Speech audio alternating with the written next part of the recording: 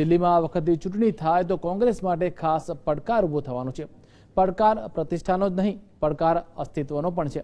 આજ વિશે જીએસટીવીએ ખાસ વાતચીત કરી હતી દિલ્હી કોંગ્રેસના नेता अंबिका सोनी સાથે। कांग्रेस की सीनियर लीडर अंबिका सोनी जी हैं। नेहरू जी की 125वीं जयंती मनाई गई। ये जयंती 2 दिन रहा, 17 और 18 नवंबर को। आज अंतिम दिन है। क्या कुछ संदेश देना चाहती है? नेहरू जी की कौन सी बातों को जनता के सामने लाना चाहती हैं और जनता को ये याद दिलाना चाहती है कि हमारे देश के प्रथम प्रधानमंत्री ने देश के लिए बहुत कुछ किया है? मैम, किन किन बातों को आप याद दिलाना चाहती है देश की जनता को? ये 125वीं वर्षगांठ है हमारे पंडित जवाहरलाल नेहरू जी की। वो न सिर्फ 17 साल देश के प्रधानमंत्री रहे, लेकिन स्वतंत्रता की लड़ाई आंदोलन में उनकी भूमिका अहम रही है। लेकिन वो उन्होंने इतना कुछ लिखा अपने जीवन काल में, और उसका जो सिंथेसिस है, सारांश है, वो कि इस मुल्क को एक और मजबूत रखने के लिए ना सिर्फ हमें सेक्युलर होना ज़रूरी है, लेकिन अपने सेक्युलर को उसको जश्न के रूप में मनाना, सेलिब्रेट आवर डाइवर्सिटी, सबसे अहम बात है। तो जो सेक्युलर डेमोक्रेसी को मजबूत करने की बात की, वो मैं समझती हूँ आज इस कॉन्फ्रेंस की प्राथमिकता थी। जिस तरह से जनसाधारण को सशक्त करने की नींव रखी उन्होंने, बेशक वो पंचायती राज की बात हुई हो, पब्लिक सेक्टर की बात हुई हो, सोशो इकोनॉमिक जस्टिस की बात हो, ये सब अहम बातें हैं जो नेहरू जी के साथ जुड़ी हैं। और ये कहना कि वो 50 साल हो गए उनको उनका देहांत हुए, मतलब सोच कभी मरती नहीं है। उस सोच को जीवित रखना, मजबूत रखना और आज के परिस्थितियों में बिल्कुल वाइब्रेटिंग रखना इस कॉन्फ्रेंस की सब। लोकसभा के बाद हरियाणा और महाराष्ट्र के रिजल्ट भी सामने। अभी 2 राज्यों में और चुनाव होने वाले, झारखंड और जम्मू कश्मीर में। तो आप कश्मीर दौरे पे जा रही हैं श्रीमती सोनिया गांधी के साथ। किन किन रणनीति को लेकर के, किन बातों को लेकर जनता के बीच में आप जाएंगी? देखिए, जम्मू कश्मीर की मैं प्रभारी महामंत्री हूँ, तो काफ़ी अरसे से वहाँ आना जाना रह रहा है। और मैं उन दूर दराज इलाकों में भी गई हूँ अपने स्टेट के लीडरान के साथ, जहाँ अक्सर आप लोग जाते नहीं हैं। और वहाँ उनके रहने की परिस्थितियों को देखना कोई आसान बात नहीं है। कितनी मुश्किल परिस्थितियों में वो रह रहे हैं।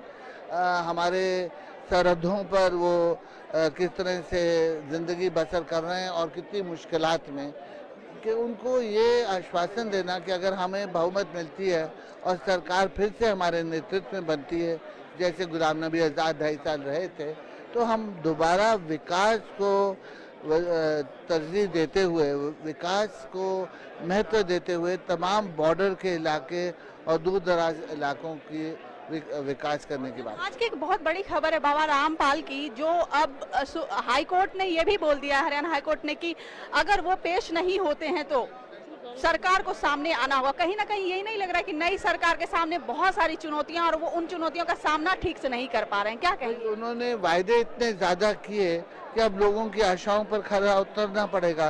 एक चुनौती के बाद दूसरी चुनौती पर वो कोई ना कोई बहाना ढूंढ रहे। पहले ब्लैक मनी का कहा था, क्या हुआ?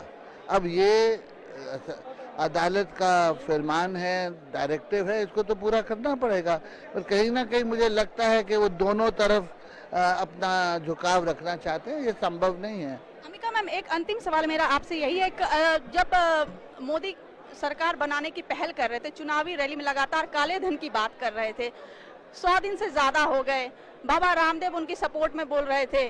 अब बाबा रामदेव को जेड श्रेणी की सुरक्षा दी गई, लेकिन कांग्रेस के बहुत सारे नेता जो हैं, मंत्री भी रह चुके हैं, जैसे सचिन पायलट वगैरह भी हैं, उनको नहीं दिया जा रहा सुरक्षा। क्या कुछ कहेंगे? कि भाई अब बाबा रामदेव को सुरक्षा की जरूरत क्यों पड़ी? इसीलिए कि वो भी काले धन को वापस लाने की बहुत ज्यादा बातें करते थे। अब जब लोग उनसे अपने 15 लाख हिस्सा मांग रहे हैं, तो उनकी वो सोचते हैं कि लोग मार पिटाई पर उतर आएंगे, क्योंकि सही बात है, वायदे किए तो निभाने पड़ेंगे। जब नहीं निभा सकते हैं तो अपने आप को सुरक्षा दल से घेर रहे हैं ताकि लोग उन तक पहुंच ना सके। और शुक्रिया हमसे बातचीत करने के लिए। जाहिर सी बात है, जब सरकार बनाने की पहल की जा रही थी तो लगातार चुनावी रैली में नरेंद्र मोदी काला धन वापसी की बात कर रहे थे और रामदेव उनके सपोर्ट में थे। अब उन्हें जेड श्रेणी की सुरक्षा दी गई है, जबकि पता नहीं वो इसके लायक हैं या नहीं है, लेकिन कांग्रेस के जो मंत्री रहे हैं उन्हें इस प्रकार की सुरक्षा नहीं दी जा रही है। कहीं ना कहीं ये लगता है कि अब मौजूदा सरकार अपनी कसर निकाल रही है पिछली सरकार से। कैमरामैन अनूप झा के साथ प्रियंका सिंह राजपूत, GSTV, दिल्ली।